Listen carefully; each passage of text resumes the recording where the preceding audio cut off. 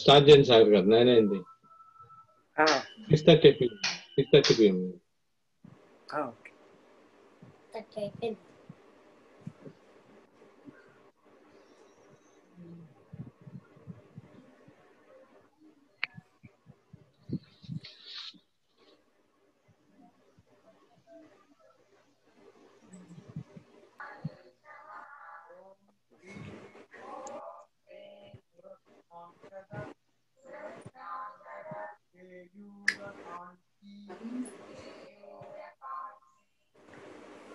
Finish పెట్టుకోవాలి గుడ్డిలో.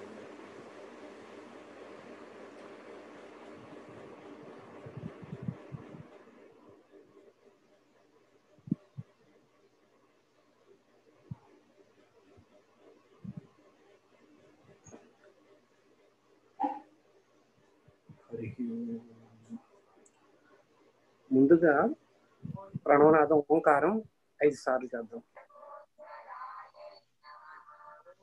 ఓ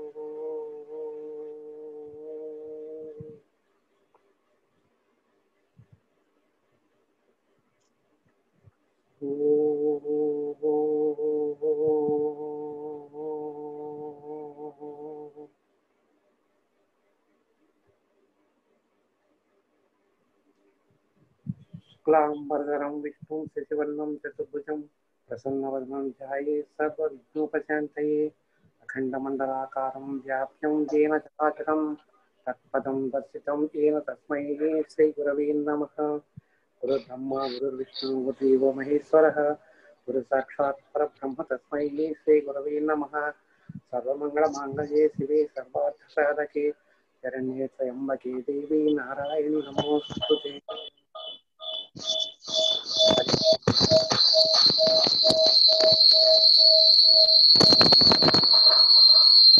పండు పండు పండు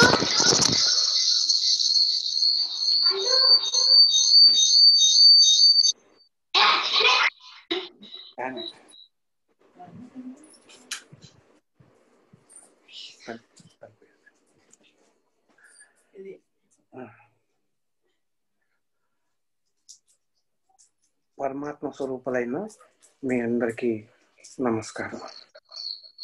భగవంతుడు మిమ్మల్ని సదా కాపాడాలని ఆకాంక్షిస్తూ లాస్ట్ సెషన్లో మనం చదువుకున్న దానికి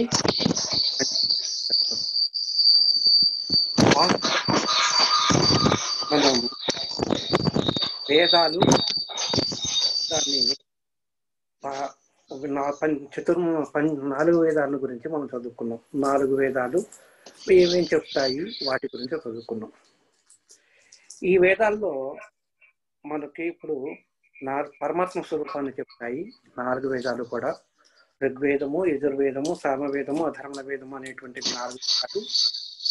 ఆ 4 వేదాలు కూడా పరమాత్మ స్వరూపాన్ని, ఆయన యొక్క లక్షణాన్ని మనకి వివరిస్తాయి. మన ఆయన్ని ఎలా కొలవాలి అనే దానికి కూడా దాంట్లో వివరణ ఉంటుందని మనం చెప్పుకున్నాం. దాన్ని ఇంకా కొంచెం డీటెయిల్గా వెళ్దాం.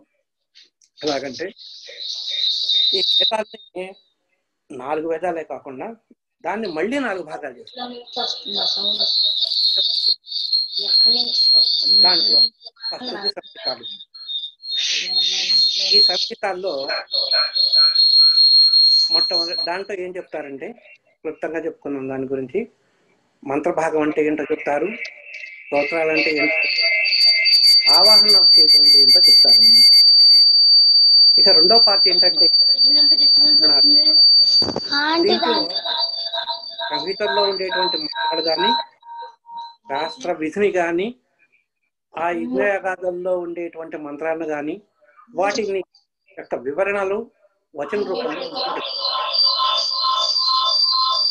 ఆ తర్వాత అరణ్యకాలు, మూడవది అరణ్యకాలు. ఈ అరణ్యకాల్లో వివిధ కర్మలు, యజ్ఞయాగాదుల్లో చేసేటువంటి ఆ కార్యక్రమం మనం ఎందుకు చేస్తున్నాము అనేటువంటి వాటికి వివరణ అనేటువంటిది మనకి చెప్తాయి అన్నమాట అవి. అలాగే ఇక లాస్ట్ మనకి 4వది వచ్చి ఉపనిషత్తులు. ఆ 3 గురించి ఉపనిషత్తులు కూడా మనం చెప్పుకున్నాము. అక్కడికి వచ్చి ఇక దానికి కొంచెం వివరణ ఇవ్వాలి మనం ఇవాళ. ఈ ఉపనిషత్తులో మనం పూర్తిగా జ్ఞానకాండ అని మనం చెప్పుకున్నాం. ఉపనిషత్తులంతా కూడా జ్ఞానకాండ. ఈ ఉపనిషత్తుల్లో అంటే ఇది బ్రహ్మ విద్య.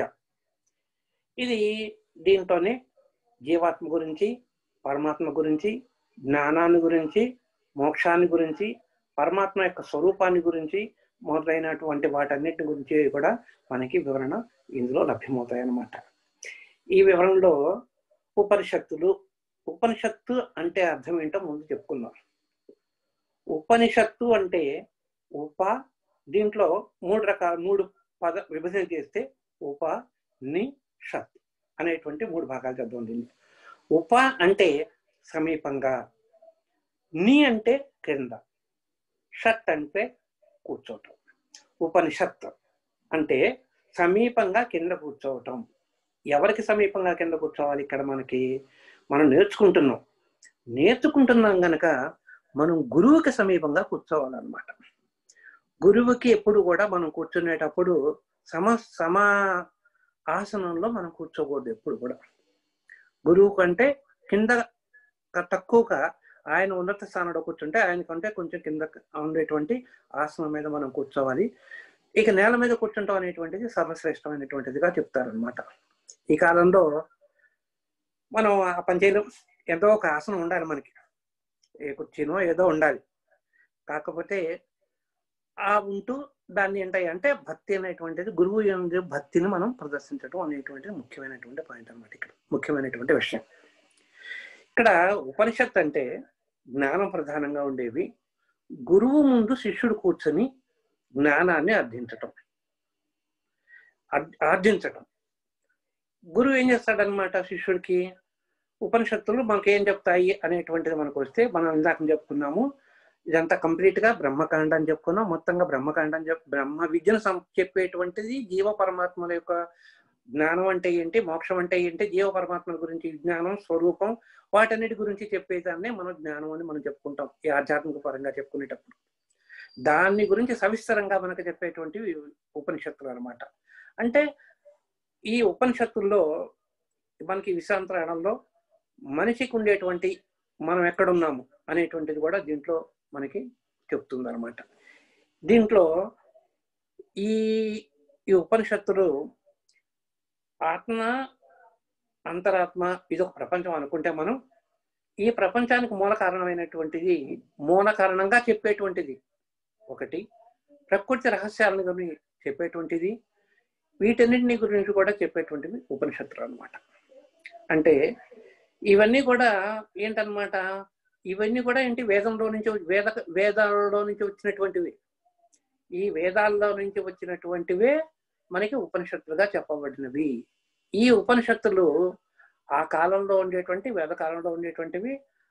అక్కడ ఆ కాలం నాటి యొక్క ఆలోచన ధోరణి ఏంటి, వాడి యొక్క అంటే ఇవన్నీ కూడా ఒకళ్ళు రాయలేదు కదా, చాలా మంది రాశారు. మహర్షులు అయినటువంటి వాళ్ళు చాలా మంది. మెయిన్ అంటే ముఖ్య కారకుడు వేదవ్యాసుడైనా కానీ ఆయన ఏం చేస్తాడో ఆయన శిష్యులకు కొంత భాగం అప్పగించి, ఆ శిష్యులు ఇంకొక వాళ్ళ శిష్యులకు అప్పగించి రాయటంలో ఆ కాలం నాటి వాటి ఆలోచన ధోరణి, పరిపూర్ణత, వారి జ్ఞానాన్ని మనకి దాంట్లో సమకూర్చి ఇమిడీకృతం చేసి మనకి ఇచ్చారనమాట. ఈ వేద సారాన్ని, ఈ ఆధ్యాత్మిక మనకి జ్ఞానాన్ని అంతటినీ కూడా ఈ ముఖ్యంగా మనం ఇప్పుడు చదువుకున్నటువంటి ఉపనిషత్తుల్లో అలా వచ్చినటువంటి వాటిల్లో మనకి ఈ 4 వేదాలకి కలిపి ఈ ఉపనిషత్తులు అనేటువంటివి 1180 ఉన్నాయన్నమాట ఉపనిషత్తులు. దీంట్లో అనేక రకాలైనటువంటి ఉపనిషత్తులు, అనేక రకాలైన పేర్లతో ఉపనిషత్తులు ఉన్నాయి. ఆ అనేక రకాల పేర్లు ఎందుకంటే ఆయా మహాముని ఆ ఉపనిషత్తు రచన చేశాడు కాబట్టి ఆయన పేరు మీదుగా ఆ ఉపనిషత్తు అనేటువంటివి వచ్చినాయి అన్నమాట. అక్కడ వాటిల్లో ముఖ్యమైనటువంటివి 108 అని చెప్తారు. వాటిల్లో ముఖ్యమైనటువంటివి 108 అన్నమాట. ఆ తర్వాత దాంట్లో కూడా ముఖ్యమైనటువంటి దాంట్లో ఆ 108లో కూడా మరీ ముఖ్యమైనటువంటివి 10 అని చెప్తారు అనమాట. ఈ 10లో ఈ 10నే దశోపనిషత్తులు అని అంటారు అనమాట.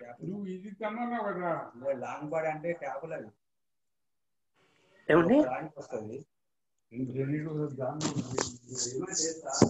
దశోపనిషత్తులు అంటారు. ఈ దశోపనిషత్తుల్లో ఇవి ఏంటంటే ఆ తర్వాత కాలంలో అనేక మంది గురువులు, ఆచార్యులు వాటన్నిటికీ వాటిని ఆయా వాడు చెప్పేటువంటి ఉపదేశాల్లో కానీ వాళ్ళ శిష్యులకు ఉపదేశించేటువంటి జ్ఞానంలో కానీ ఆ ఉపనిషత్తు జ్ఞానాన్ని అంతటినీ కూడా వాళ్ళు వాళ్ళకి ఆ ఉపనిషత్తులు, ఆ దశోపనిషత్తు నుంచి ఎక్కువగా తీసుకున్నారనమాట. అట్లాగే ఇవన్నీ ఏంటనమాట, ఈ ఉపనిషత్తులు అనేటువంటివి వేదాల్లో మొత్తాన్ని 4 వేదాలు చివరిలో చెప్పినటువంటివి కనుక వీటిని వేదాంతాలు అని అంటారనమాట. వీటిని ఈ ఉపనిషత్తుల్లో బాగా ప్రాముఖ్యత కలిగినటువంటివి యజ్ఞావల్కుడు, ఉద్దాలకుడు, అరుణుడు అనేటువంటి వాళ్ళు ముఖ్యంగా ప్రారంభ కాలంలో, అంటే ఉపనిషత్తుల ప్రారంభ కాలంలో వాడు రాసినటువంటివి. ఆ తర్వాత కాలంలో ముఖ్యమైనటువంటి ఉపనిషత్తుల పేర్లు ఏంటంటే శ్వేతకేతు, శాండిల్యుడు, ఐతరేయ, పిప్పలాదుడు, సనత్ కుమారుడు అనేటువంటి మహామునుడు రాసినటువంటి ఉపనిషత్తులు చాలా ప్రసిద్ధిగాంచినవి అనమాట. వీళ్ళల్లో వాళ్ళందరూ కూడా ఏం చేశారనమాట, ఆయా కాలంలో గురువులతోటి చర్చించి, తర్కించి, విచారణ చేసి ఆయా వివరణలను మనకి అందించారనమాట. ఇవన్నీ కూడా ఏంటనమాట, వేదముల యొక్క 4 చతుర్వేదముల యొక్క సారాంశమే ఈ ఉపనిషత్తులు కూడా. కానీ వాటిని మనకి సింప్లిఫైడ్ భాషలో మనకి ఇవ్వటానికి వీలుగా వీటిని మనకి ఇచ్చారనమాట. ఈ రూపంలో మనకి ఇచ్చారనమాట, ఉపనిషత్తుల రూపంలో మనకి ఇచ్చారనమాట. ఈ ఉపనిషత్తులన్నీ కూడా వేదసారమే, దాంట్లో ఉండేటువంటిది ఉన్నదే. కానీ అందరూ ఆ భాషని, దాని యొక్క రహస్యాన్ని, అంటే దాన్ని అర్థం చేసుకోలేకపోవచ్చు సామాన్య మానవుడు. కనుక సామాన్య మానవుడు అర్థం చేసుకోవాలి, ఆ కాలంలో అందరూ అర్థం చేసుకోవాలి అన్న భావనతోటి వాళ్ళు ఏం చేశారంటే ఉపనిషత్తుల రూపంలో మనకి చెప్పారనమాట. ఈ ఉపనిషత్తులే మనకి ఉపనిషత్తు రాసిన వాళ్ళలో కొంతమంది దాని గురించి చర్చించిన వాళ్ళు కానీ విచారించిన వాళ్ళల్లో కూడా స్త్రీలు కూడా ఉన్నారు.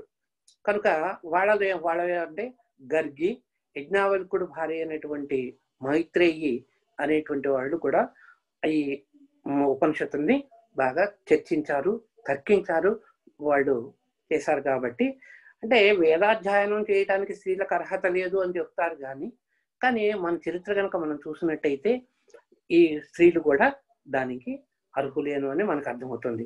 వాడు కూడా పూర్వకాలంలో దాని మీద వేదాంత సారాన్ని గ్రహించారు, మనకి అందించారు ఆ జ్ఞానాన్ని. అది ముఖ్యం. గార్గోపనిషత్తు అనేటి ఒకటి ఉన్నది, మైత్రేయ ఉపనిషత్తు ఉన్నది. అంటే వాళ్ళు ఏం చేశారనమాట, వాళ్ళు కూడా చర్చించి ఆనాటి పండితులతో కానీ గురువులతో కానీ వాళ్ళు చర్చించి మనకి అందించినటువంటి జ్ఞానమే ఈ ఉపనిషత్తులు అని మనకు అర్థమవుతున్నది. కనుక ఈ ఉపనిషత్తులు మనకు అందించడంలో స్త్రీలు కూడా ప్రధాన పాత్ర వహించారని మనకు తెలుస్తోంది. ఆ తర్వాత కాలంలో శంకరాచార్యులు కానీ అద్వైత మత అద్వైతాన్ని స్థాపించినటువంటి శంకరాచార్యులు, తర్వాత రామానుజాచార్యులు, తర్వాత మధ్వాచార్యులు, మళ్ళీ ఇంకా అనేక మంది ఆచార్యులు కూడా వాళ్ళ పరిజ్ఞానంతో వాళ్ళ మీద భాష్యం రాసి అవన్నీ కూడా మనకి అందించారన్నమాట. ఈ మనిషి ఎప్పుడైతే మేధాశక్తి పెరుగుతూ ఉందో ఆ ఉపనిషత్తుల్లో అనేక రకాలైనటువంటివి రకరకాలుగా వర్గీకరించారన్నమాట. వాటిని ఆ వర్గీకరించట్లో మనకి ఎప్పుడైతే మనకి ఎప్పుడైతే మనుషులు ఎక్కువ పెరిగిపోయినారో ఆలోచన భాగం పెరిగిపోతుంది అనమాట. ఆ ఆలోచనలు పెరిగిపోయేసరికల్లా అప్పుడే మనకి నేను ఫలానా దేవుణ్ణి పూజిస్తాను, ఇది అలా చేస్తాను అంటే రకరకాలైనటువంటి వచ్చాయి.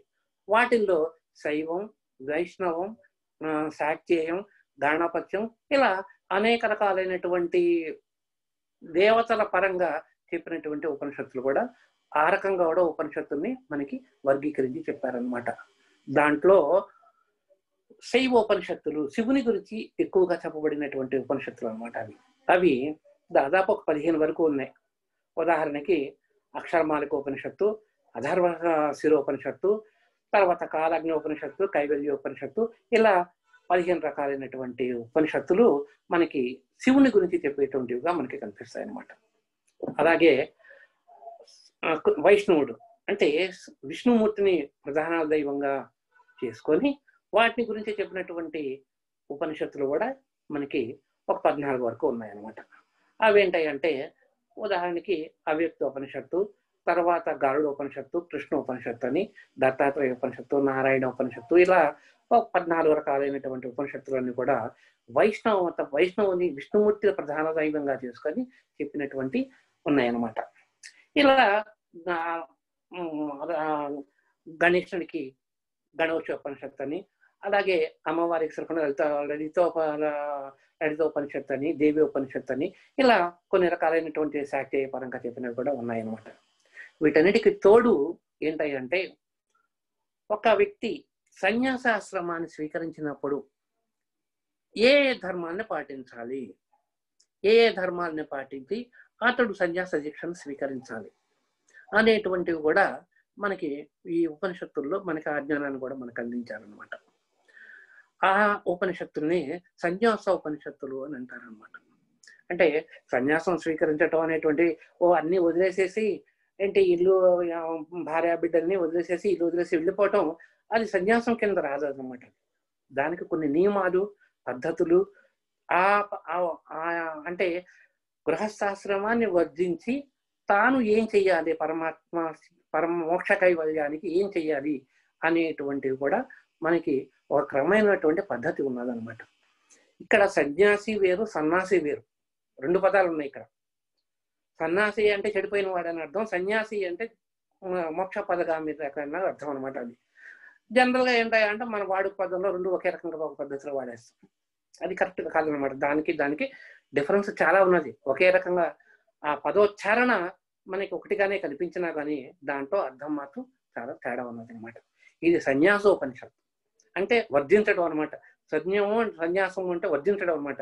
ఏం వర్జించాలి అంటే భార్య బిడ్డని గృహస్థాశ్రమాన్ని వర్జించి ఒక క్రమ పద్ధతిలో జీవనాన్ని గడుపుతూ మోక్ష ప్రాప్తికై పరమాత్మను చూడాలి అన్న అభిలేషంతో తన జీవనం సాగించడాన్ని ఇక్కడ సన్యాసము అని అంటారు. దాన్ని ఆ దీక్షనే సన్యాసం అంటారు. దాని గురించి చెప్పేటువంటిది సన్యాసోపనిషత్తు అంటారు అనమాట. ఉదాహరణకి అరణ్యకోపనిషత్తు, అవధూతోపనిషత్తు, జాబీర్యోపనిషత్తు, నారద పరివ్రాజికోపనిషత్తు, ఇలా కొన్ని ఉపనిషత్తు ఇలాంటివి సన్యాస దీక్ష గురించి, సన్యాసం గురించి చెప్పినటువంటివి ఉపనిషత్తులు దాదాపు ఒక 17 వరకు ఉన్నాయి. కనుక ఇంతవరకు ఇది చెప్పాం. అంటే ఉపనిషత్తులు మనం చదివినందువల్ల మనకి ఏం వస్తుంది అంటే పరమాత్మ స్వరూపానికి మనం దగ్గరగా వెళ్తాం. అంటే పరమాత్మ యొక్క స్వరూపాన్ని మనం తెలుసుకోగలుగుతాము. కనుక ఆయన సమీపానికి తీసుకుని వెళ్ళగలిగింది అంటే ఆయన మార్గంలోకి మనం తీసుకెళ్ళగలిగింది ఈ ఉపనిషత్తు అని మనకు తెలుస్తుంది. ఉపనిషత్తు అని మనకు తెలుస్తుంది అనమాట. ఈ మనిషి ఏం చేస్తాడంటే తనకున్నటువంటి చైతన్యాన్ని, ప్రజ్ఞను బ్రహ్మ చైతన్యంతో దాటిన తర్వాత ఇంకేం మిగులుతుందంటే మనకు ఉపయోగపడేది ఏంటంటే మోక్ష విద్య. ఆ మోక్ష విద్యే మనకి ఈ ఉపనిషత్తు అని మనకి చెప్తారనమాట. అది చెప్పవచ్చు మనం. అలాగే ఋగ్వేదానికి ఈ ఉపనిషత్తుల్లో మనకి ప్రధానమైనటువంటి 108 ఉపనిషత్తులు అని చెప్పుకున్నాం. ఈ ఉపనిషత్తుల్లో ఈ ఋగ్వేదానికి సంబంధించి 10 ఉన్నాయి. కృష్ణ యజుర్వేదానికి సంబంధించి 32 ఉన్నాయి. యజుర్వేదానికి సంబంధించి 19, సామవేదానికి సంబంధించి 16, అధర్వణ వేదానికి సంబంధించి 31 ఉన్నాయని చెప్పి మనకి చెప్తారనమాట. ఇవి లెక్కలు అంటే వాళ్ళ ఇప్పటి వరకు మనకు లభించినటువంటి ఆధారంగా ఉన్నటువంటి ఉపనిషత్తులు అనమాట. దీన్ని ఈ దశ ఉపనిషత్తుల్ని ఏంటయ్యా అంటే మనం దీంట్లో మనకి ముఖ్యమైనటువంటివి 10 అని చెప్పుకున్నాం. ఈశ కేన ఘట ప్రశ్న ముండ మాండ్యూక తిత్యర ఐతరేత చాందోగ్యం బృహదారణ్యకం తథా. అంటే ఈ దశోపనిషత్తులు మనకి ముఖ్యమైనటువంటివి అని చెప్పుకున్నాం కనుక, ముఖ్యమైన దశోపనిషత్తులు 10 ఉపనిషత్తులు అని చెప్పుకున్నాం కనుక అవేంటాయి అంటే ఈశానోపనిషత్తు, కేనోపనిషత్తు, ఘటోపనిషత్తు, ప్రశ్నోపనిషత్తు, ముండకోపనిషత్తు, మాండ్యూకోపనిషత్తు, తైత్రీయోపనిషత్తు, ఐతరేయోపనిషత్తు, ఛాందోగ్యోపనిషత్తు, బృహదారణ్యకోపనిషత్తు అనేటువంటివి 10.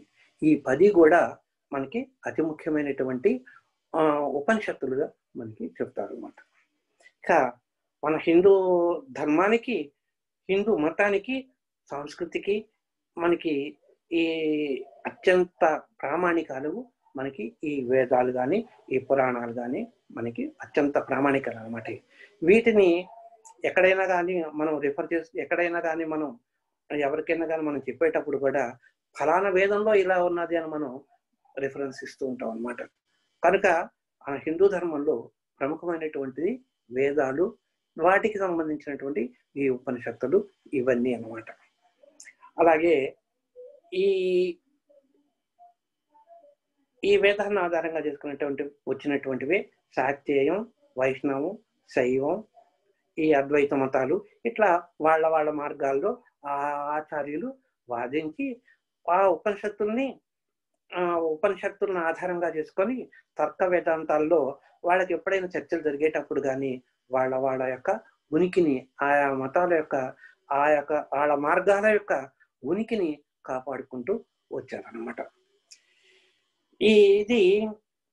ఈ వేదాలు ఒక మనిషిని ప్రభావితం చేయటానికి మాత్రమే ఉపయోగపడినవి, మతానికి సంబంధించింది కాదు. అలా కాకుండా ఏంటన్నమాట, ఒక మనల్ని ప్రభావితం చేయడానికే కాకుండా మనం ఎలా జీవనాన్ని సాగించాలి, ఎలా పరిపాలన సాగించాలి అనేటువంటి వివరణ కూడా మనకి దాంట్లో లభిస్తాయి అన్నమాట. దానికి సంబంధించినటువంటి వివరణను కూడా మనకి లభిస్తాయి. అలాగే ఆరోగ్యం కాపాడుకుంటానికి ఆయుర్వేదానికి సంబంధించిన విషయాలు చెప్పడే విషయాలను కూడా మనకి లభ్యమవుతుంది అనమాట. అలాగే ఖగోళ శాస్త్రానికి సంబంధించి కూడా మనకి వివరణలు లభిస్తాయి అన్నమాట. అలాగే మనకు దైనందిన జీవితంలో ఆచారాల వ్యవహారాల్లో కానీ మనం మానవుడిగా మన ప్రవర్తనావళిని సన్మార్గంలో నడుపుకుంటానికే కావలసినటువంటి పద్ధతులు కానీ, ఆ పద్ధతినే మనం ఆచారాలు అని అంటాం. ఆ ఆచారాలని మనకి చెప్పేటువంటివి ఈ వేదాలు కానీ ఉపనిషత్తులు కానీ మనకి చెప్తుంటాయి అన్నమాట. ఇలా దీంట్లో ఇది మన యొక్క వేదాల యొక్క ప్రాముఖ్యత ఇదనమాట. అంటే క్లుప్తంగా ఇదనమాట. ఇకపోతే మనని ఈ వేదాలని ఇంతటితోటే ఆగిపోకుండా వాళ్ళు ఏం చేశారంటే ఈ వేదాలని ఏం చేశారనమాట, మళ్ళీ ఇంకా భాగాలు చేశారు. వాటిని ఉపవేదాలు అని అంటారు అనమాట. అంటే ఈ వేదాలను కానీ ఈ వేదముల యొక్క మహిమని కానీ, అంటే గొప్పతనాన్ని కానీ మనం తెలుసుకోవటానికి మనకి కొన్ని సహాయపడతాయి. వాటిని అంగములు, ఉపాంగములు, ఉపవేదములు అని కూడా ఉపవేదములు అని అంటారనమాట. ఇవి దాదాపు ఒక 14 ఉన్నాయి. అట్లాగే వాటిని అంగాలు 6 ఉన్నాయి, ఉపాంగాలు 4 ఉన్నాయి, ఉపవేదాలు 4 ఉన్నాయి అన్నమాట. వీటన్నిటిని క్రోడీకరిస్తే కానీ, వీటన్నిటిని అర్థం చేసుకుంటే కానీ మనకు వేదాల్లో మనకి ఏం చెప్పారు అనేటువంటిది మనకు అర్థం కాదనమాట. అందులో అంగములు 6 అని చెప్పాము మనం. ఈ అంగముల 6లో శిక్ష, వ్యాకరణము, ఛందస్సు, నిరుక్తము, జ్యోతిష్యము, కల్పము అనేటువంటివి 6ని కూడా వేదానికి అంగములు అని చెప్తారనమాట. ఇకపోతే ఉపాంగాలు మీమాంస, న్యాయశాస్త్రము, పురాణము, స్మృతి, ఈ నాలుగిటిని కూడా వేదాలకి ఉపాంగములు అంటారనమాట. ఆ తర్వాత ఉపవేదములు. ఈ ఉపవేదాలు ఏంటనమాట? ఆయుర్వేదం, అర్ధవేదం అంటే ఫైనాన్స్కి సంబంధించిన అనమాట అది.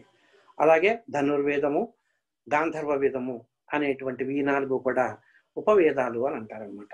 కనుక మనం వేదాలను చదువుకోవాలి, వేదాలను అర్థం చేసుకోవాలి అన్నప్పుడు మనం మొత్తం ఇవన్నీ కూడా ఈ 16, ఈ 14ని కూడా మనం చదువుకుంటే మనకు కానీ అది అప్పటికి కానీ సంపూర్ణం అవుతుందా అంటే అవుతుంది.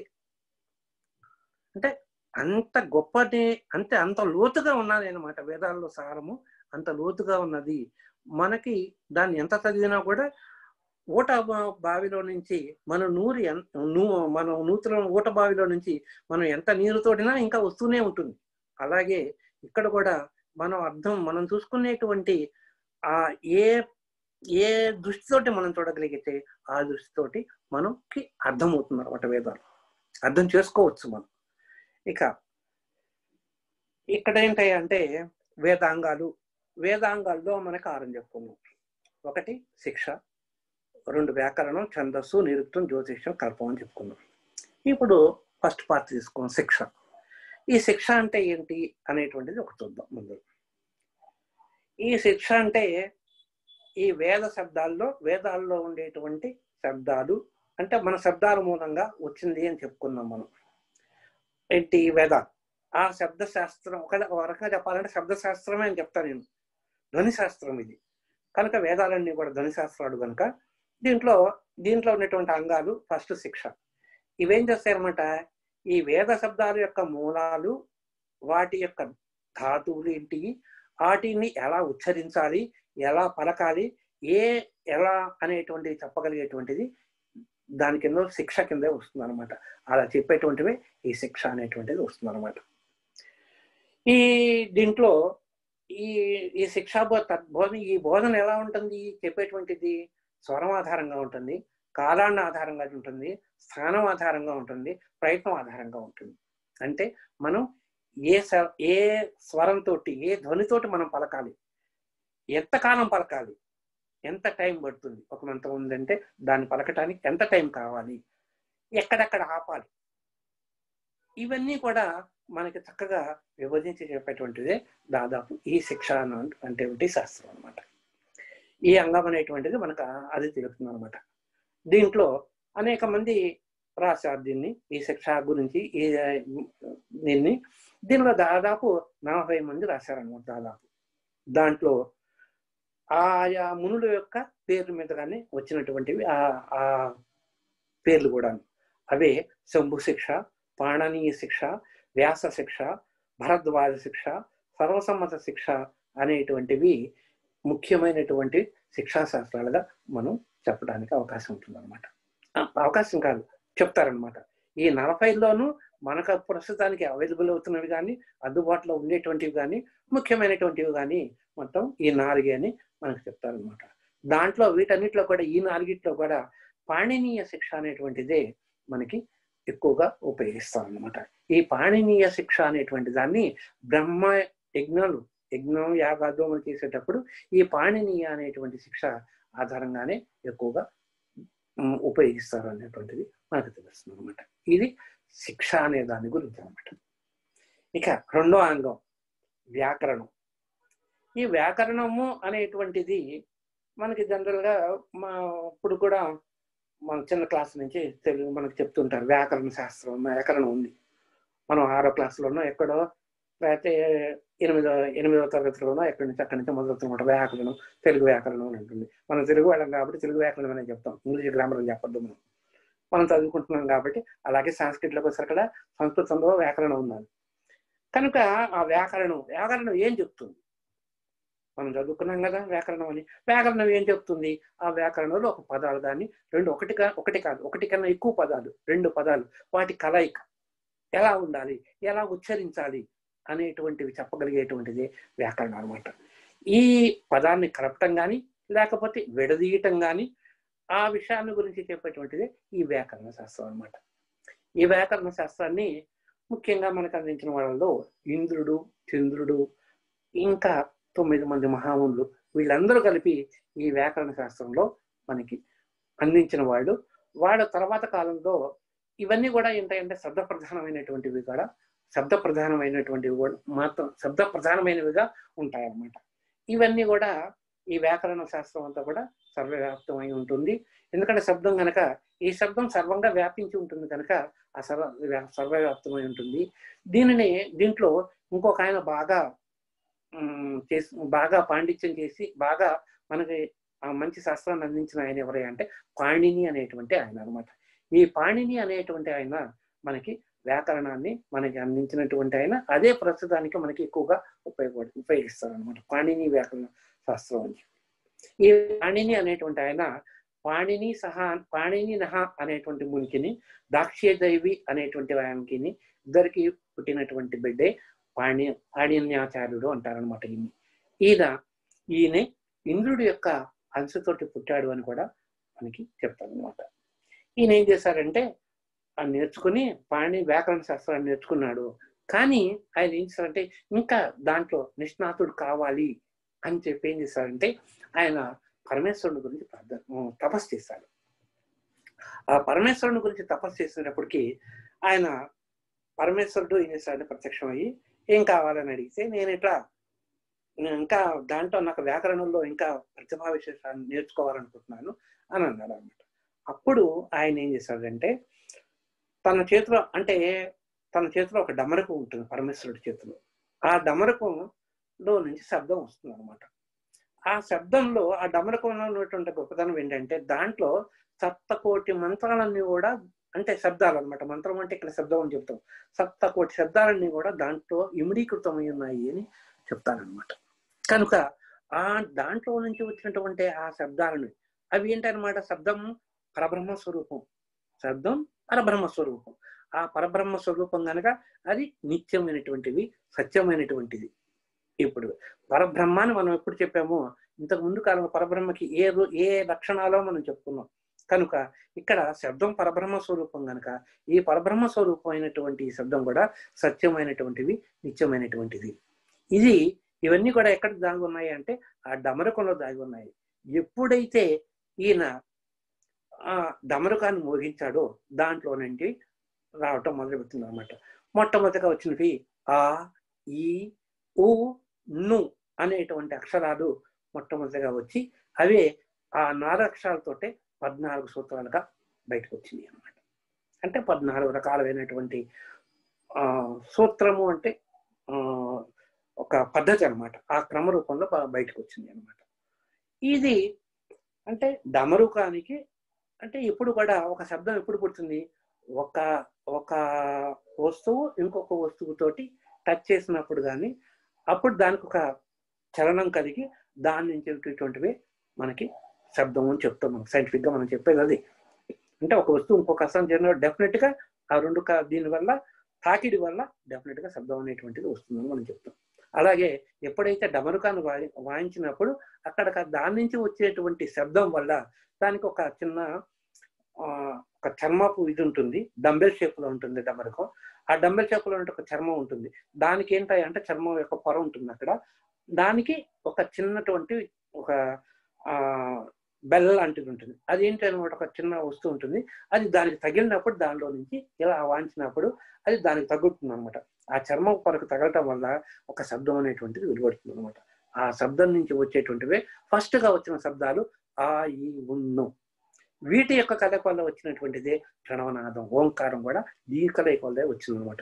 ఇప్పుడు ప్రస్తుతానికి మనం వ్యాకరణం గురించి చదువుకుంటున్నాం కనుక ముందర దాని గురించి మనం చదువుదాం. ఇప్పుడు ఈ ఆ, ఈ ఉన్నటువంటి అక్షరాల గురించి మూలంగా వచ్చినటువంటివి 14 సూత్రాలు మనకు బయటకు వచ్చాయన్నమాట. వీటిని అక్షర సమాన్వయము అని అంటారనమాట. అక్షర సమాన్వయము అంటారనమాట. ఈ సమన్వయం వల్ల ఇవన్నీ కూడా చాలా పెద్దవి, కష్టతరమైనటువంటివి కనుక ఈయన ఏం చేస్తారంటే ఆ పక్కనే ఉన్నటువంటి నందీశ్వరుడు ఏం చేస్తారంటే దాన్ని క్లుప్తంగా చేసి, అయితే మనం చదవలేరు ఎవరు అని చెప్పి దాన్ని కొంచెం కండెన్స్ చేసి ఆయన ఏం చేస్తారంటే ఈ పాణిని అనే ఆయనకి, వ్యాఘ్రపాదుడు అనేటువంటి ఆయనకి, ఇంకా కొంతమంది మునీశ్వరులకి ఆయన ఆ వాటి నుంచి వచ్చేటువంటి అక్షరాలు వాటి యొక్క బట్టి అందించాలన్నమాట. ఆ విజ్ఞానాన్ని అంతటి కూడా వాళ్ళకి అందించాలి. ఇప్పుడు ఈ నాదం నుంచి పుట్టినటువంటివి వర్ణాలు అంటే అక్షరాలు. ఈ అక్షరాల్లో కొన్ని అక్షరాలు కలిపితే పదాలు అవుతాయి, కొన్ని అక్షరాలు కలిపితే పదాలు అవుతాయి, కొన్ని పదాలు కలిపితే వాక్యం ఉంటుంది. ఈ కొన్ని పదాలు కలిపినటువంటి వాక్యం అవుతుంది. ఈ కొన్ని వాక్యాల సమూహమే ఒక శాస్త్రము లేదా గ్రంథం తయారవుతుంది. అలా తయారైనటువంటిది ఈ వేదాలు అన్నమాట. అలా తయారైనటువంటివే ఈ వేదాలు అన్నమాట. ఈ వేదాలని వ్యాకరణ శాస్త్రం కూడా జోడించి ఆయన మనకి దాన్ని సంస్కరించారనమాట. ఈ వేదాలన్నింటినీ మనకు అందించారనమాట. దీన్ని వ్యాకరణం అనేటువంటి క్లుప్తంగా మనం చెప్పుకోవచ్చు. దాని యొక్క ఉపయోగం వేదాలని క్రమ పద్ధతిలో ఒక పెట్టడానికి మనకి వ్యాకరణ శాస్త్రం కూడా ఉపయోగపడింది అని మనం చెప్తాం అనమాట. అంటే ఆ రోజులు ఉపయోగించారు అది. ఇప్పుడు ఏంటంటే నెక్స్ట్ వచ్చేటువంటిది సనక సనందాదులు అనేటువంటి మహర్షులు ఏం చేశారంటే, ఈ పరబ్రహ్మ యొక్క ఆయన లక్ష్యం పరబ్రహ్మ శాస్త్రం, పరబ్రహ్మే ఆయన లక్ష్యంగా పెట్టుకొని వేదాంత శాస్త్రాన్ని రచించారనమాట వాళ్ళు. ఈ సనక సనందాదులు అనేటువంటి మునుడు ఇంకా కొంతమంది మునుడు కలిసి ఈ ఉపనిషత్తుల్లో చెప్పబడినటువంటి శాస్త్రాన్ని సారాంశం అంతా తీసుకొని ఆయన పరమాత్మ స్వరూపాన్ని వేదాంత అనే పరబ్రహ్మ అనేటువంటి లక్ష్యమే దాని యొక్క లక్ష్యం, దాన్ని ఆధారంగా చేసుకొని వేదాంత శాస్త్రాన్ని రచించారన్నమాట. ఇక నెక్స్ట్ ఉపమన్యు అనేటువంటి మహాముని ఏం చేశారంటే, మనకి ప్రణవ బీజం అంటే ఓంకారాన్ని లక్ష్యంగా పెట్టుకొని దాని లక్ష్యంగా వచ్చినటువంటి అకారాది మొత్తం అక్షరాలన్నింటినీ కూడా తీసుకొని ఆ అక్షరాలన్నింటినీ ఈ భూమి ఆకాశం ఈ పంచభూతాలని బీజాలుగా తీసుకొని 2-3 అక్షరాలని 2 లేదా 3 లేకపోతే అంతకంటే ఎక్కువ ఆ అక్షరాన్ని కలిపి దేవతా స్వరూపాలుగా పెట్టి మనకి ఏం చేశారంటే మంత్రశాస్త్రాన్ని రూపొందించాడు అన్నమాట. ఈ విధంగా మహాములందరూ కూడా, అంటే ఇప్పుడు ఎందుకు చెప్తున్నానంటే, ఒక శాస్త్రం మనకు ముఖ్యమైనటువంటివి పరబ్రహ్మ స్వరూపాన్ని గురించి చెప్పేటువంటి ఈ మంత్రశాస్త్రం కానీ అంటే వేదాంత శాస్త్రము ఇవన్నీ కూడా మనకి ఆ మహామునుడు ఏ విధంగా చెప్పారు మనకి అనేటువంటి జస్ట్ ఇంట్రడక్షన్ మాత్రమే నేను మీకు ఇస్తున్నాను అనమాట. ఇప్పుడు దీని గురించి చదవాలి అంటే ఇంకా ఉంటుంది, ఒక్కొక్క దాని గురించి మళ్ళీ విపులంగా మనం చదవచ్చు. ప్రస్తుతానికి ఏంటంటే ఇంట్రడక్షన్ పార్ట్ అనమాట. ఇది ఈ ఇంట్రడక్షన్ పార్ట్ లో మనకి ఏ విధంగా మంత్రశాస్త్రం పుట్టింది, తయారు చేశారు, వేదాంతం ఎలా తయారు చేశారు, వ్యాకరణం ఎలా తయారు చేశారు అనే దాని గురించి ఇప్పటి వరకు నేను చెప్పాను. ఇక 3వ పార్ట్ మనకు మిగిలింది. అక్కడ మనకున్నటువంటి అంగాల్లో ఫస్ట్ చెప్పామా, శిక్ష అయిపోయింది, వ్యాకరణం అయిపోయింది. శిక్ష వ్యాకరణం అయిపోయిన తర్వాత ఇప్పుడు కల్పకం. ఈ కల్పకంలో ఏంటంటే మనం యజ్ఞాలు యాగాలు మనం చేస్తూ ఉంటాం. ఈ యాగాలు చేసేటప్పుడు అవి ఎలాగా, ఆ యాగశాల ఎలా ఉండాలి, దానికి కూడా ఒక క్రమబద్ధమైనటువంటి వివరణ ఉన్నది, కొలతలు అవి ఉన్నాయి. ఒక యాగశాల అంటే ఒక హోమగుండం ఉంది అంటే, ఒక యజ్ఞగుండం ఉన్నది అంటే ఇదిగో ఈ కొలతలతో చేయాలి, ఈ కొలతలతో చేసి ఈ విధమైనటువంటి ఫలితం వస్తుంది, ఈ కొలత ఈ భగవంతుడికి సంబంధించి ఇలాంటి యజ్ఞగుండం వేయాలి అనేటువంటి కొలతలు ఉన్నాయన్నమాట. అది ఆ వేదిక ఎలా తయారు చేయాలి అనేటువంటి గురించి చెప్పేటువంటి అన్ని కూడా మనకి కల్పకంలో మనకి చెప్తారు అనమాట. ఇక నెక్స్ట్ ఏంటంటే నిరుక్తం. ఈ నిరుక్తం ఏంటనమాట, ఈ నిరుక్తంలో పదాలు ఎలా పుట్టాయో చెప్తాయన్నమాట. పదాలు ఈ నిరుక్తం అనే దానిలో పదాలు ఎలా పుట్టాయి అనేటువంటిది చెప్తుంది అనమాట, వివరణ ఇస్తుంది అనమాట. ఇది మనకి ఈ పదాలు మనకి ఒక రకంగా చెప్పాలంటే నిరుక్తము అనే పదానికి నిర్వచన అనే అర్థం కూడా మనకి చెప్పుకోవచ్చు అనమాట. నిర్వచన అనేటువంటి అర్థం అంటే నిష్కర్షణ. నిర్వచనం అంటే ఏంటి, డిఫైన్డ్, కానీ ఖచ్చితంగా మనం చెప్పేటువంటి నిష్కర్షంగా ఇది చెప్పడం అనేటువంటిది మనకి నిర్వచనం అని మనం చెప్పుకోవచ్చు. ఇక దాన్నే మనం నిరుక్తం అని కూడా మనం అంటాం. ఇప్పుడు ఈ వ్యాకరణం మనం ఇందాక చెప్పుకునేటప్పుడు 2 పదాలు కలయిక, 3 పదాలు కలయిక అనేటువంటివి మనం చెప్పుకున్నాం అలాంటి కలయికల గురించి.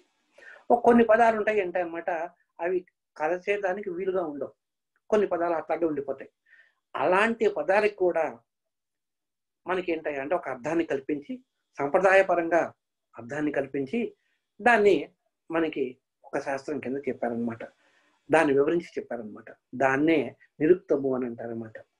ఇలా చెప్పినటువంటి ఆయన పేరు యాస్కుడు అనేటువంటి మహాముని అనమాట. ఈ యాస్కుడు అనేటువంటి మహాముని ఏం చెప్పాడనమాట, వ్యాకరణంలో చెప్పనటువంటి పదాలను కనుక ఉత్పత్తి పదాలను మనం తీసుకొని దానికి ఒక సంప్రదాయపరమైనటువంటి అర్థాన్ని కల్పించి వాటన్నిటిని కూడా మనకి చెప్పాడనమాట. ఇదేంటనమాట, కాశ్యపుడు వేదాలు మనం చెప్పాడు, కాశ్యపుడు వేదాలు చెప్పాడు మనకి. ఈయన ఏంటనమాట, ఆ వేదాలకి ఒక రకంగా చెప్పాలంటే దానికి కంటిన్యూషన్ అని చెప్పవచ్చు అనమాట. అంటే దానికి భాష్యం చెప్పడం కానీ దాన్ని వివరించి చెప్పటము అనేటువంటి దాన్ని చేసినటువంటి ఆయన ఈ మహాముని, యాస్క మహాముని అనమాట. ఈ యాస్క మహాముని దీనికే నిరుక్తము అనేటువంటి పేరు పెట్టారనమాట. దీంట్లో దాదాపు 16 అధ్యాయాలు ఉన్నాయన్నమాట. ఈ నిరుక్తంలో 16 అధ్యాయాలు ఉన్నాయి. దీనిలో కూడా అనేక మంది తర్వాత కాలంలో దానికి వ్యాఖ్యానాలు కూడా రాశారనమాట. ఇక ఈ ఐదవది ఏంటంటే ఛందస్సు. ఈ ఛందస్సు అనేటువంటివి ఏంటంటే ఎలా మంత్రాక్షరాలని వేదంలో వేదాలు అనేటువంటివి మంత్ర స్వరూపాలు, దాన్నే మనం రుక్కులు అని మనం చెప్పుకున్నట్ల, ఆ రుక్కులనే మంత్రాలు అంటారని కూడా మనం చెప్తున్నాం. ఈ ఛందస్సు అనేటువంటి ఏంటంటే మనం కరెక్ట్గా ఆలోచిస్తే ఒక మంత్రంలో ఏదో కొన్ని అక్షరాలకే పరిమితం అవుతుంది, ఒక రకంగానే మనం పలకాలి. అలాంటివి చెప్పేటువంటివే మనకి ఈ ఛందస్సు చెప్తుంది అనమాట. దీంట్లో సపోజ్ విష్ణు సహస్రనామాలు ఉన్నాయనుకో, విష్ణు సహస్రనామాల్లో అనుష్టుప్ ఛంద అని మనం చదువుతాం. అంటే దాంట్లో ఏంటుందనమాట, 32 అక్షరాలు ఉంటాయి అనమాట. దానికి అంటే ఆ శ్లోకంలో విష్ణుమూర్తికి సంబంధించినటువంటి ఆ శ్లోకంలో 32 అక్షరాలు ఉంటాయి.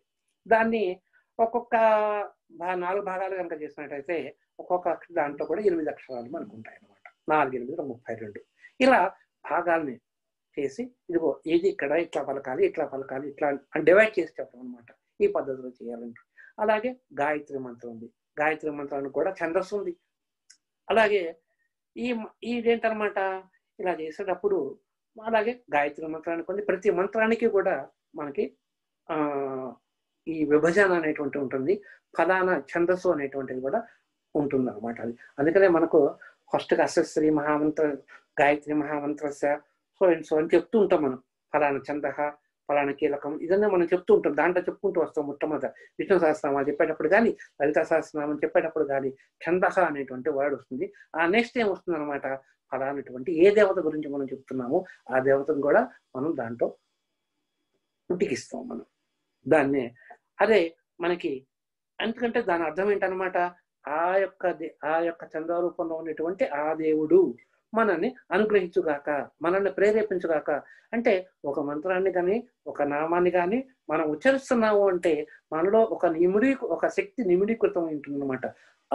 మనల్ని ప్రేరేపిస్తుంది ఆ భగవంతుడు. ఆ శక్తి భగవంతుడు పరబ్రహ్మ స్వరూపం. ఆ రూపంలో మనల్ని ఇచ్చేస్తాడనమాట. ఏంటి, ఉత్తేజితం చేస్తాడనమాట. దాన్ని మనకు అందుకనే ఛందస్సు అనేటువంటిది మనకి కావాలన్నమాట. ఆ తర్వాత జ్యోతిష్యం, 6వది జ్యోతిష్యం. ఈ 6వది జ్యోతిష్యం మనం ఎలా, జ్యోతిష్యం అంటే జ్యోతి అంటే కాంతి, కాంతిని బట్టి చెప్పేటువంటివి శాస్త్రాలు.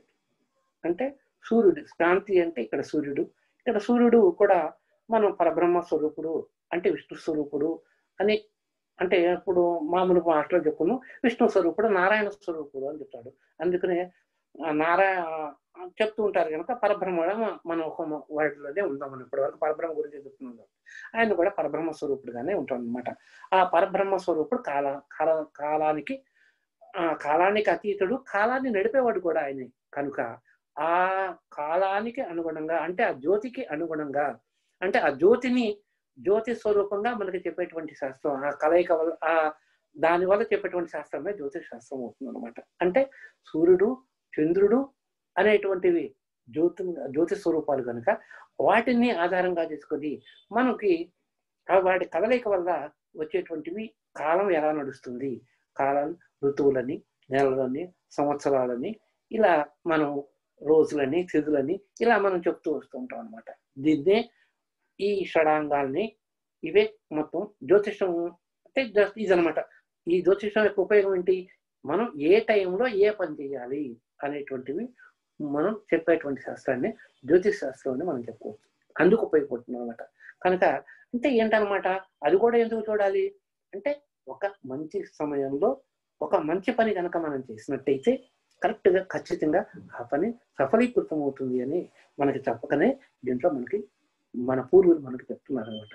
అందుకనే ఏదోదే మనకి ఇప్పుడు మూడు ఉంది కాబట్టి మనం ఇప్పుడు చేసేద్దాం పని అనేటువంటిది కాకుండా, ఒక ముఖ్యమైనటువంటి పని, ఒక మంచి పని, మనం ఒక మంచి ఘడియలో మనం చేస్తే దాని యొక్క ఫలితం బాగుంటుంది, సఫలీకృతం అవుతుంది, మంచిగా జరుగుతుంది అనేటువంటిది ఇక్కడ సారాంశం అనమాట. కనుక ఇక్కడ వీటిని మనం ఇప్పుడు చెప్పుకున్నటువంటి ఆరునే షడాంగాలు అనేటువంటివి ఇవన్నీ కూడా మన యొక్క వేదాల యొక్క అర్థాన్ని మనం చెప్తారనమాట.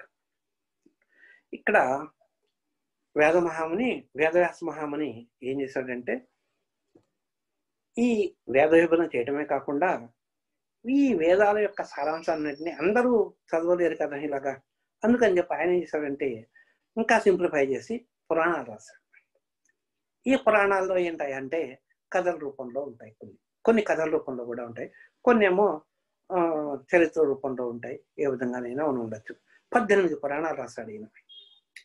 అంటే ఎవరికైతే సామాన్య జనానికి అర్థం కాదు అని చెప్పి అది చదివి వేదాలు డైరెక్ట్ గా చదువుకునే వాళ్ళు ఓపికంటే వాళ్ళు చదువుకోవచ్చు, దాంట్లో అభ్యంతరమే లేదు. కానీ ఈయన ఏం చేస్తాడంటే అందరికీ ఈ వేద విద్య అందుబాటులోకి రావాలి అని చెప్పి ఈయన ఏం చేస్తాడంటే ఆ వేద సారాన్నంతటిని కూడా మళ్ళీ పురాణాల రూపంలో రాశాడు అనమాట. దీంట్లో 18 పురాణాలు రాశాడు. అష్టాదశ పురాణాలు అంటారు వాటిని. అవే మత్స్య పురాణం, మార్కండేయ పురాణం, భవిష్య పురాణం, భాగవత పురాణం. భాగవతం కూడా ఒక పురాణం అనమాట. బ్రహ్మ పురాణం, బ్రహ్మాండ పురాణం, బ్రహ్మే వైవత్వ పురాణం, వామన పురాణం, వాయు పురాణం, విష్ణు పురాణం, వారాహ పురాణం, అగ్ని పురాణం, గరుడ పురాణం, నారద పురాణం, కూర్మ పురాణం, పద్మ పురాణం, స్కాంద పురాణం, లింగ పురాణం అనేటువంటివి మొత్తం కూడా మనకి 18 పురాణాలు ఆయన రాశాడనమాట. దీంట్లో ఇవే కాకుండా మనకి మహాభారతాన్ని కూడా ఆయన రాశాడనమాట. ఈ మహాభారతాన్ని రాశాడు. దీంట్లో ఇవన్నీ కూడా, వీటన్నిటిలో కూడా మనకి ఏముంటుందన్నమాట, ఈ బ్రహ్మజ్ఞానానికి అంటే పరమేశ్వరుని గురించినటువంటి ఈ వేద విజ్ఞానం అనేటువంటిది మనకన్నిటినీ కూడా ఈ కథల రూపంలో మనకి లభిస్తూ ఉంటుంది అనమాట. ఒక స్టోరీ లాగానే ఉంటుంది, ఒక కథ లాగానే ఉంటుంది. కానీ దాంట్లో కనుక గుడార్థం కనుక మనం తీసుకొని మనం ఆ సారాంశాన్ని కనుక మనం తీసుకుంటే పరమాత్మ స్వరూపం ఎలా ఉంటుంది అనేటువంటిది మనకు తెలుస్తుంది అనమాట. ఇది అయిపోయిన తర్వాత ఇంకా ఇంతటితో ఆగల ఈయన ఏం చేశారంటే, ఇంకా బాగా ఇవన్నీ 18 పురాణాలు రాసిన తర్వాత ఆయనకు ఒక ఆలోచన వచ్చింది అనమాట. ఈ ఆలోచన ఏంటంటే, ఈ ఆలోచన వచ్చి ఆయన తీవ్రంగా ఆలోచించడం మొదలుపెట్టాడు. ఇంకా చెప్పాలి, ఇంకేదో చెప్పాలి, ఇంకేదో మిగిలిపోయింది అని అనుకున్నాడు ఆయన. అదే ఈ బ్రహ్మ విద్యను గురించి ఇంకా చెప్పాలి అనుకున్నాడు అనమాట. అందుకనే ఆయన తీవ్రంగా ఆలోచించడం మొదలుపెట్టాడు అనమాట. ఎప్పుడైనా కానీ తీవ్రంగా ఆలోచించటాన్ని తపస్సు అంటారు. అంటే తపస్సు అంటే మనకి జనరల్గా ఏంటన్నమాట, ఒక భగవంతుడి నామం తీసుకొని దాన్ని కంటిన్యూస్ గా జపం చేయటాన్ని, మనం కంటిన్యూస్ గా ఉచ్చారణ చేయటాన్ని మనం తపస్సు అని చెప్తాం, లేదా జపం అంటాం. కానీ ఒక ఆలోచనని కంటిన్యూస్ గా తీవ్రంగా అదే దృష్టితోటి కనుక ఉంటే దాన్ని అదే కంటిన్యూస్ గా మనం చూస్తున్న దాన్ని కూడా మనం తపస్సు అనే చెప్పచ్చు అనమాట. అలా తీవ్రంగా ఆలోచించటంలో ఆ తపస్సులో నుంచి వచ్చేటువంటి ఆలోచన పరంపరే ఆయన ఏం గ్రహించగలిగాడంటే, ఈ బ్రహ్మ అనేటువంటి సత్యం, బ్రహ్మ అనేటువంటి ఆయనే పరబ్రహ్మ స్వరూపమే సత్యం, జగమంతా కూడా మిథ్య, మనకు కనిపించేది అంటే జగము అంటే ప్రపంచం, ఈ ప్రపంచం అంటే మన చుట్టూతో ఉండేది, ఇదంతా కూడా మిథ్య అని చెప్తూ అని కంక్లూజన్కి వచ్చి ఆయన నిర్ధారణకు వచ్చి దాన్ని ఏం చేశాడంటే ఎలా చెప్పాలి దాన్ని అని చెప్పి ఒక చిన్న సూత్రాల రూపంలో ఆయన చెప్పాడు అనమాట. దాన్ని బ్రహ్మసూత్రాలు అని అంటారు అనమాట. అంటే మనకి ఏం చెప్తుంది అనమాట, ఈ బ్రహ్మసూత్రాల యొక్క సారాంశం మనకి బ్రహ్మసూత్రాలు మనకి ఏం చెప్తాయన్నమాట, ఈ చరాచరతో సృష్టి అంతా కూడా బ్రహ్మ అనేటువంటి పదార్థంతో ఉంటుంది కనుక ఈ జగత్తంతా కూడా పరబ్రహ్మ స్వరూపమే. మనం ఎక్కడి నుంచి వచ్చాము, మనం మన మరణం తర్వాత ఎలా మరణిస్తాము, మరణం తర్వాత మళ్ళీ ఏమవుతుంది, పునర్జన్మ ఎలా కలుగుతుంది, మోక్షము, ఇలాంటి ప్రశ్నలన్నింటి కూడా సమాధానం బ్రహ్మ విద్య అనే ద్వారానే సాధ్యపడుతుంది కనుక ఆ బ్రహ్మ విద్యని మనకి ఈ బ్రహ్మసూత్రాల్లో ఆయన మనకి అందించగలిగాడు అనమాట. ఈ బ్రహ్మసూత్రాల్లో ఆలోచించి ఆయన ఏం చేస్తాడంటే ఈ బ్రహ్మసూత్రాన్ని ఇది కూడా ఏంటన్నమాట, ఇదంతా కూడా తర్కంతో, అంటే ఏదో వచ్చేసింది కనుక, నాకు ఆలోచన వచ్చేసింది కనుక మనం వెంటనే చెప్పేద్దాము అని కాదు ఆయన చేసింది. దాన్ని ఏం చేసింది, ఆ కాలంలో చారువాక నాస్తికవాదం అనేటువంటివి, లోకాయుతవాదం అనేటువంటివి, నిరీశ్వరవాదం అనేటువంటివి కొన్ని వాదాలు ఉన్నాయి ఆ రోజుల్లో కూడా ఉన్నాయన్నమాట. అంటే ఇతర వాళ్ళతో కూడా చర్చను జరిపి వాళ్ళ యొక్క మొత్తం వాళ్ళతోటి వాదించి చివరికి ఆయన వచ్చిన కంక్లూజన్ ఏంటంటే ఈ బ్రహ్మ పదార్థము అనేటువంటిది అంతా కూడా ఒక్కటే సత్యమైనటువంటివి అనేటువంటి నిర్ణయానికి వచ్చి ఆయన ఇస్తాడనమాట, బ్రహ్మసూత్రాలను రచించాడు అనమాట. ఈ బ్రహ్మసూత్రాలన్నీ కూడా మళ్ళీ ఏంటి, అన్ని కూడా ఉపనిషత్ సారాంశమే, అదే మెయిన్. దాని నుంచి వచ్చినటువంటివి ఈ బ్రహ్మసూత్రాలు కూడా. దీన్ని కూడా ఆయన మళ్ళీ 4 అధ్యాయాలు రాశాడనమాట. ఈ 4 అధ్యాయాలు రాసి ఒక్కొక్క దానికి కూడా ఒక్కొక్క అధ్యాయంలో కూడా 4 పాదాలు ఉంటాయి. ఈ ప్రతి పాదంలో కూడా కొన్ని అధికరణాలు ఉంటాయి అని చెప్పాడు అనమాట. దీంట్లో మొత్తం మీద 555 సూత్రాలు గాను 192 అధికరణలు గాను రాసి దాన్ని ఏం చేశారంటే సుఖబ్రహ్మ అంటే సుకుడు అనేటువంటి ఆయనకి చెప్పాడు. ఆ సుకుడు ఈ వ్యాస మహర్షి యొక్క కుమారుడు అనమాట. ఇది మనకి క్లుప్తంగా ఈ బ్రహ్మసూత్రాలు ఆవిర్భావానికి కారణమైందన్నమాట. ఇది ఈ బ్రహ్మసూత్రాలు దీంట్లో బ్రహ్మ సూత్రం, బ్రహ్మ అంటే పరబ్రహ్మ యొక్క లక్షణాల గురించి మనం చెప్పుకున్నాం. ఇక సూత్రం, ఈ సూత్రం ఏంటి, సూత్రము అంటే మన తెలుగులో అర్థం చెప్పుకోవాలంటే దారం అని చెప్తున్నాం. సూత్రం అంటే దారం, అంటే ఈ సూత్రం అంటే దారం కాబట్టి మనం ఒక ఆ దారాన్ని మనం జనరల్గా ఏం చేస్తామంటే భగవత్ సేవకు అని చెప్పి దండగా గుర్తుతాం పూలతోటి. అంటే ఈ పూలతోటి ఎప్పుడైతే మనం దండగా పూలు దారంతో పూలు గుచ్చినప్పుడు పూలు కనిపిస్తాయి కానీ దారం కనిపించదు మనకి. అలాగే పరబ్రహ్మ యొక్క స్వరూపం ఏదైతే ఉన్నదో అదంతా కూడా మనకి ఈ పూల రూపంలో కనిపిస్తుంది అని మనకు చెప్తారు అనమాట. అలాగే ఈ సూత్రాలన్నీ కూడా కొన్ని అక్షరాలతో ఉండి మనకి ఎక్కడ వాటి మీద ఉన్నటువంటి డౌట్లు ఏవి రాకుండా, అనుమానాలు ఏవి రాకుండా, సందిగ్ధతలు అనేటువంటివి లేకుండా ఉండే విధంగా ఆయన్ని అర్థాలు కల్పించి అర్థం వచ్చేట్టుగా ఆయనటువంటి సూత్రాలని తయారు చేశాడనమాట. అలాగే ఇవన్నీ కూడా చేస్తూ ఆయన ఏం చేస్తాడంటే చివరికి ఒక కంక్లూజన్కి వచ్చింది ఏంటంటే ఇవన్నీ కూడా అంటే చరాచరమైనటువంటి ఈ ప్రపంచంలో కనిపించేటువంటి మనకి జీవరాశులన్నీ మొత్తం చెట్లు, చేమలు, లోయలు ఇవన్నీ కూడా ఏదో ఒక సూత్రంతో బంధించబడి ఉన్నాయి. ఏదో ఒకటి మొత్తానికి వీటన్నిటిని కలుపుతూ ఏదో ఉంటుంది, లేకపోతే ఎలా ఉండాలి ఇంకా ఉండదు కదా. అందుచేత ఏదో ఒకటి కల్పిస్తూ ఏదో ఒకటి కలుపుతూ ఉండాలి వీటికి. ఏంటి అంటే దానికి ఆయన పెట్టిన పేరు ఆత్మస్వరం. దానే ఈ ఆత్మ అనేటువంటి సూత్రమే, అంటే ఈ దారమే పూలదండలో దారం కలిపినట్టు, పూలదండలో పూలన్నిటి ఈ దారం కలిపినట్టు మనని ఈ చరాచర ఈ విశ్వంలో ఉన్నటువంటి జీవులన్నింటినీ కూడా, జీవులు కానీ మొత్తం అన్నింటినీ కూడా ఇది ఆత్మ అనేటువంటి రూపం మనకి కట్టి పడేస్తుంది మనల్ని అనేటువంటిది మనకు చెప్పాడనమాట ఆయన వ్యాస మహర్షి. ఈయన ఏం చేశారనమాట, ఇక ఎవరు ఈ తర్వాత కాలంలో శంకరాచార్యులు వారు, రామానుజాచార్యులు, మధ్వాచార్యులు అనేక మంది ఈ బ్రహ్మసూత్రాలకి భాష్యం రాసి దాన్ని మనకి అందించారనమాట. ఇక అధికరణం అంటే ఏంటనమాట, గ్రంథంలో కొంత భాగం. ఈ గ్రంథంలో కొంత భాగం అది ఎట్లా ఉండాలి, విషయము, పూర్వపక్షము, ప్రయోజనము, సంగతి అనేటువంటి వాటిని వీటన్నిటిని కలిపి అధికరణము అంటారు.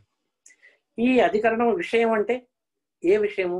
ఏదైనా సరే మనం ఒక తీసుకున్నామంటే, ఒక విషయం తీసుకున్నామంటే దాన్ని విచారణ చేసేదాన్ని విషయము అంటారు. విషయము అంటే దాంట్లో కలిగేటువంటి, దానివల్ల కలిగేటువంటి సంశయాల్ని విషయము అంటారు. పూర్వపక్షము అంటే దాన్ని ఖండించడం అనమాట. కాదు అని, అవునని కానీ అలా ఖండించడం కానీ, లేకపోతే ప్రయోజనం, దానివల్ల ప్రయోజనం కంక్లూజన్ ఏంటనమాట, అవును అనేటువంటి నిర్ధారించడం కానీ, వీటన్నిటిని నిర్ధారించి ఒక అనుకూలమైనటువంటి కంక్లూజన్కి రావటాన్ని మొత్తం వీటన్నిటిని కలిపి కంక్లూజన్కి రావటం అనమాట. వీటన్నిటిని కలిపి అధికరణములోనే అని అంటారు అనమాట. ఈ విధంగా మనకి బ్రహ్మసూత్రాల్లో మనకి చెప్తారు అనమాట. ఇది మొత్తం 4 అధికరణాలు ఉంటాయి. ఈ 4 అధికరణంలో కూడా మొత్తానికి ప్రథమాధికరణంలో 31 ఉంటాయి.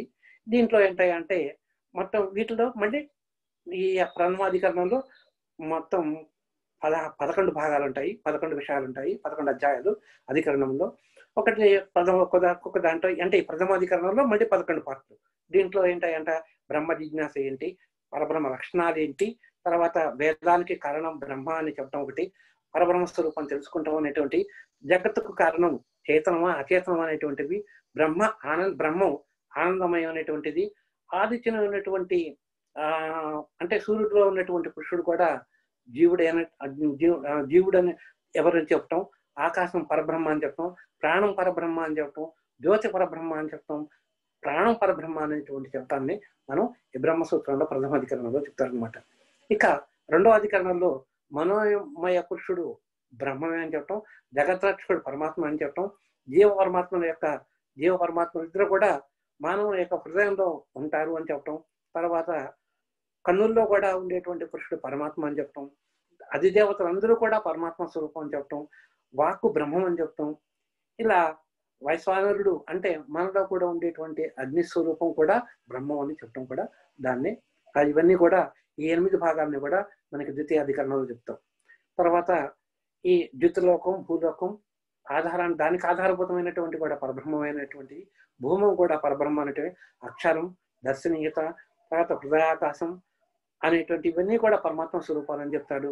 పరబ్రహ్మ స్వయం ప్రకాశము, అంగుష్ట మాత్ర ప్రమాణంలో ఉంటాడని, దేవతలు బ్రహ్మ విద్యకు అధికారులు అని చెప్పి, తర్వాత జ్యోతి శబ్దం అనేటువంటి, ఆకాశం పరబ్రహ్మ అనేటువంటివి, సుషుప్తావస్థలో కూడా ఉన్నటువంటిది కూడా బ్రహ్మస్వరూపం అనేటువంటి చెప్తామని ఈ తృతీయాధికరణంలో బ్రహ్మసూత్రంలో చెప్తారనమాట. ఇక లాస్ట్ది చతుర్థాధికరణం. ఈ చతుర్థాధికరణంలో అవ్యక్తం అనేటువంటి పరబ్రహ్మ స్వరూపం అవ్యక్తం అనేటువంటివి, ఆయన ప్రకృతి కాదు అనేటువంటివి, ప్రకృతి స్వరూపుడు కాదు అనేటువంటివి, స్థిరమైనటువంటి వాడని చెప్తారు. తర్వాత 25 తత్వాలుగా కాకుండా ఉన్న తత్వస్వరూపాల్లో కూడా మనం చెప్తారు.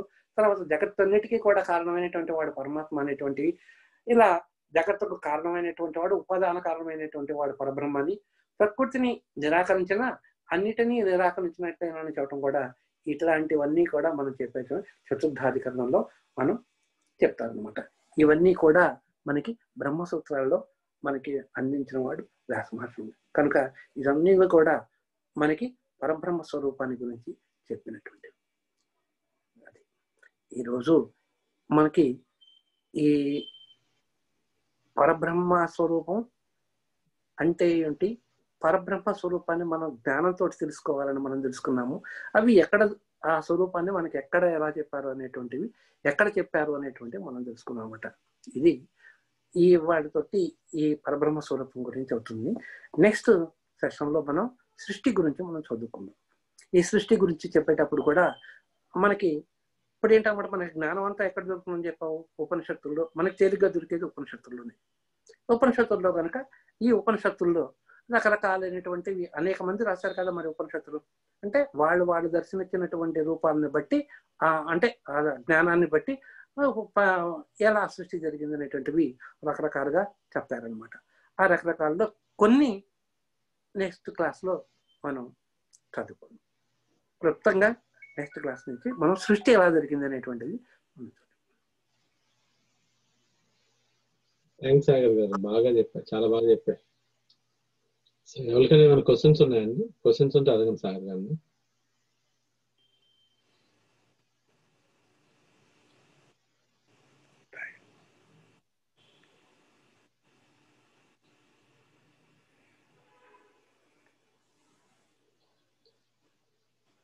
సార్ ఎవరికి క్వశ్చన్స్ లేనట్టున్నాయండి సార్ గారు. మేబీ మీరు స్వస్తి. ఓ సారీ గారు, చెప్పండి. నేను మ్యూట్ చేయలేదు, అది అందరి మ్యూట్ ఉంది. ఒక్క నిమిషం ఉండండి. ఎవరికైనా క్వశ్చన్స్ ఉంటే అన్మ్యూట్ చేసుకోవచ్చు. సారీ అండి, ఎంతో మంది గురువులను చూసాం,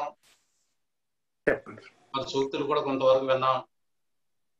కానీ ప్రతిదీ కూడా మీరు చెప్పినట్లుగా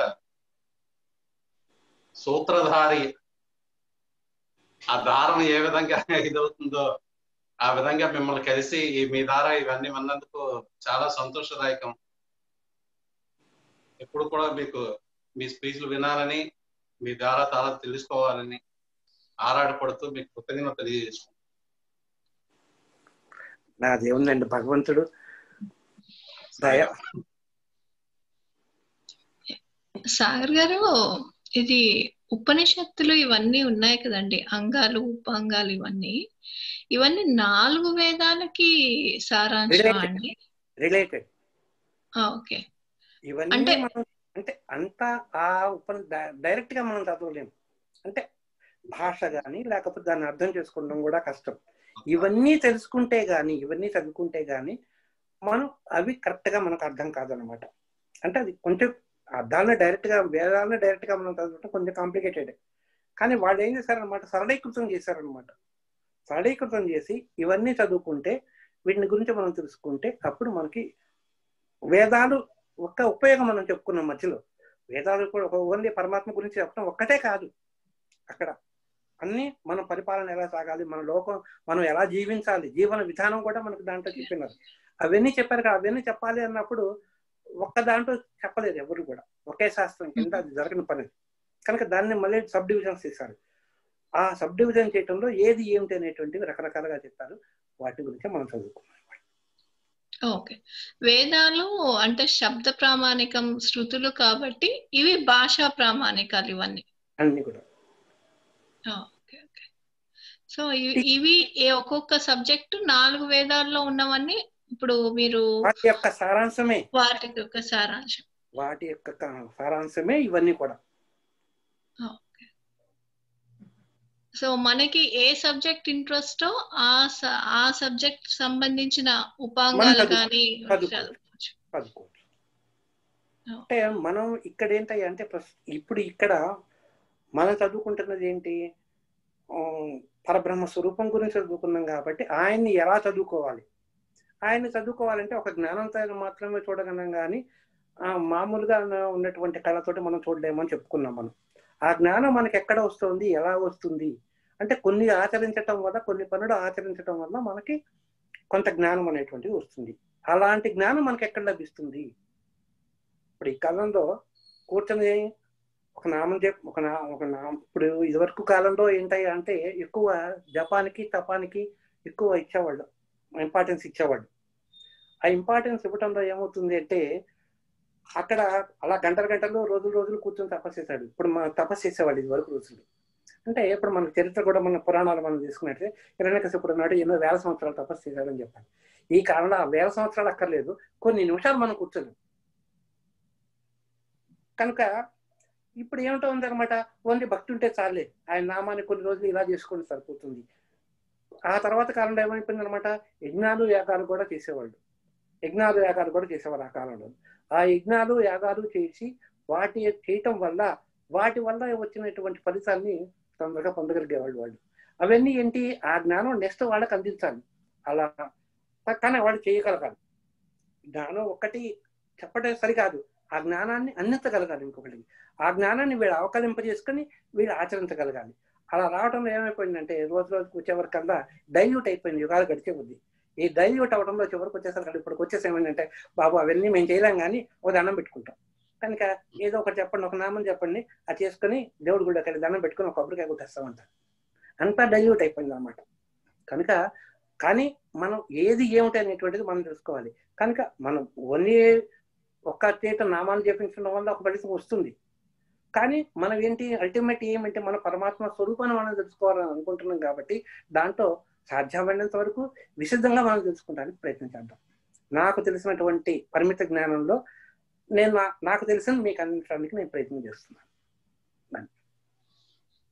ఓకే, థ్యాంక్స్.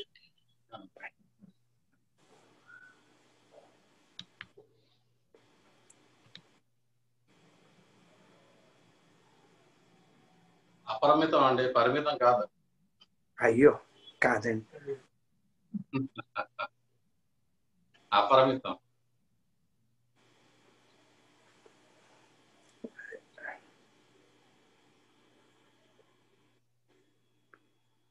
ఇంకెవరికైనా క్వశ్చన్స్ ఉన్నాయండి?